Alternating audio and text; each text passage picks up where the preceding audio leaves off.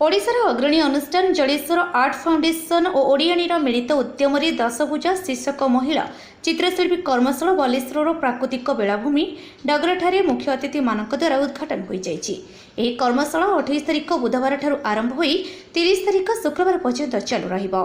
ମୁଖ୍ୟ ଅତିଥି ଭାବରେ ବାଲେଶ୍ୱରରୁ ଜିଲ୍ଲା ପରିଷଦ ଉପାଧ୍ୟକ୍ଷ ଅନୁସୟା ପ୍ରଧାନ ଓ ବାଲିଆପଡା ବ୍ଲକର ଅଧ୍ୟକ୍ଷ ରଞ୍ଜିତା ନାୟକ ଉପସ୍ଥିତ ଥିବାବେଳେ ଡଗରା ପଞ୍ଚାୟତର ସରପଞ୍ଚ ସତ୍ୟାନନ୍ଦ ମହାନ୍ତି, ବିଶିଷ୍ଟ ଅନ୍ତର୍ଜାତୀୟ ଚୌକଣ୍ଡେଇ ଚିତ୍ରଶିଳ୍ପୀ केशु दास और डगरा बेलाभूमिर सुरक्षा मंचर सदस्य तथा कलाप्रेमी गणपति जेना सम्मानित अतिथि भाव में उपस्थित थिबा बेले समाजसेवी तीर्थ नारायण नाग, जलेश्वर लेलिन कुमार प्रधान, बालेश्वर कवि सुधाकर सेठी अतिथिगण उपस्थित रही 10 पूजा शीर्षक महिला कर्मशाला को उद्घाटन करने सह जलेश्वर आर्ट फाउंडेशन एमिति एक प्रयास को प्रशंसा करथिले।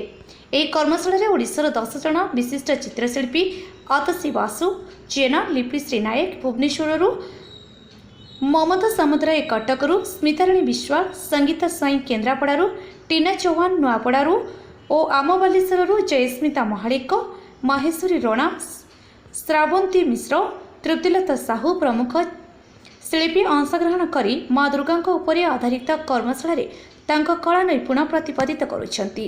ଏହି କର୍ମଶାଳା ମୁଖ୍ୟତଃ ଆଗକୁ ମା ଦୁର୍ଗତି ନାସିନୀ ଦୁର୍ଗାଙ୍କ ଧରା ଅବତରଣ ଉପରେ ଆଧାରିତ शीर्षक 10 ପୂଜା ଉପରେ ଚିତ୍ରଶିଳ୍ପୀମାନେ ଚିତ୍ର ମାଧ୍ୟମରେ ସମାଜକୁ ଏକ ବାର୍ତ୍ତା ଦେଉଥିବାର ଜଣାପଡ଼ୁଛି।